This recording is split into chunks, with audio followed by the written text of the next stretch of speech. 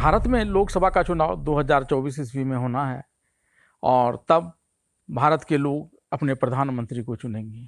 लेकिन भारत के लोग किसको प्रधानमंत्री चुनेंगे, इसको लेकर अभी विभिन्न राजनीतिक दलों के बीच काफ़ी उठापटक चल रहा है। सत्ता पक्ष की बात करें तो यहाँ तो नरेंद्र मोदी के विरुद्ध किसी में चूं करने की भी हिम्मत नहीं है, लेकिन विपक्ष में बहुत सारे लोग हैं जो चूं चपड़ की बात तो छोड़िए, आपस में सिर्फ फुटबॉल तक करने से भी परहेज नहीं कर रहे हैं। एक दूसरे को नीचा दिखाने के भी प्रयास किए जा रहे हैं। यहाँ तक कि कुछ लोग जो पहले पीएम मटेरियल होने का दावा किया करते थे, वे ही अब इस रेस से बाहर आ रहे हैं और विपक्ष में अपने लिए एक नया रास्ता खोज रहे हैं, एक सुरक्षित जगह की तलाश कर रहे हैं। आप समझ गए होंगे कि मैं किसकी बात कर रहा हूं, और जिन लोगों ने नहीं समझा है उन्हें मैं बता दूं कि मैं बात नीतीश कुमार की कर रहा हूं, जो इस समय दिल्ली गए हुए हैं विपक्षी एकता के प्रयास में।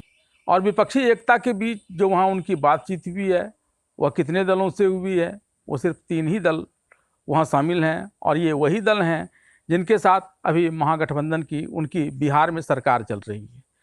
इन्हीं लोगों से उनकी फ़िलहाल बातचीत हुई है दिल्ली में पिछले 2 दिनों में। नीतीश कुमार चूँकि इस बात को अच्छी तरह से जानते हैं कि जो मुख्यमंत्री की कुर्सी उन्हें अभी मिली हुई है उसकी भी एक निर्धारित सीमा है। शायद इस तरह की बातें हुई हैं जिसके कारण उन्हें यह कुर्सी मिली है, क्योंकि सुधाकर सिंह बार बार इस बात की तरफ इशारा करते हैं।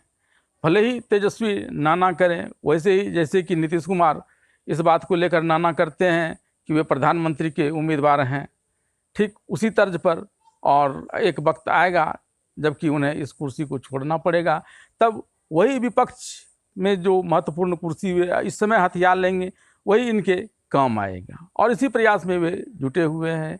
इस सिलसिले में वहाँ सबसे पहले उनकी लालू प्रसाद यादव से मुलाकात हुई, वहाँ बातचीत हुई, क्योंकि लालू प्रसाद कांग्रेस के साथ लंबे समय से हैं।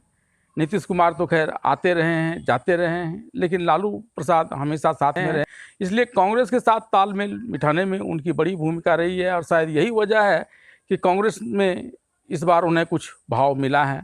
मल्लिकार्जुन खड़गे के यहाँ बैठक हुई और उस बैठक में राहुल गांधी भी आए, और वहाँ जो बातचीत हुई उसके बारे में राहुल गांधी ने कहा कि देश पर जो खतरा है उसको दूर करने का प्रयास किया जाएगा और विपक्षी एकता सुनिश्चित की जाएगी।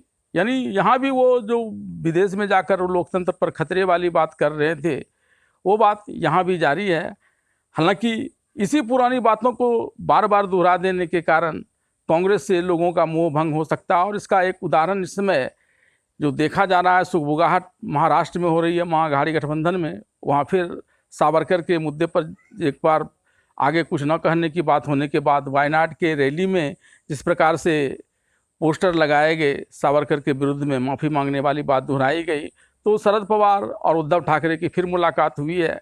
तो इस विपक्षी एकता अनेकता में बदल जाए तो कोई आश्चर्य नहीं। हालांकि नीतीश कुमार एड़ी चोटी एक किए हुए हैं कि कम से कम उनके नेतृत्व में विपक्षी गठबंधन बने, भले ही प्रधानमंत्री कोई भी बने, क्योंकि प्रधानमंत्री की बात खोलेंगे तो फिर से सिर्फ फुटबॉल शुरू हो जाएगा। इसलिए वे फिलहाल न तो प्रधानमंत्री का चेहरा बता रहे हैं और न ही कितने दल उसमें आएंगे यह बता रहे हैं, क्योंकि ऐसा हुआ तो फिर जो अभी पढ़ाई की बात कर प्रधानमंत्री का टारगेट कर रहे हैं केजरीवाल, वे नीतीश कुमार की भी पढ़ाई की पोल न खोने लगे, क्योंकि वे आईआईटी से इंजीनियर हैं, नीतीश कुमार आईआईटीएन तो नहीं हैं, तो फिर एक पेच फंस सकता है। इसलिए नीतीश कुमार काफ़ी सोच समझकर अपनी चालें चल रहे हैं, लेकिन उनकी चाल कितनी सफल होगी यह तो वक्त ही बताएगा।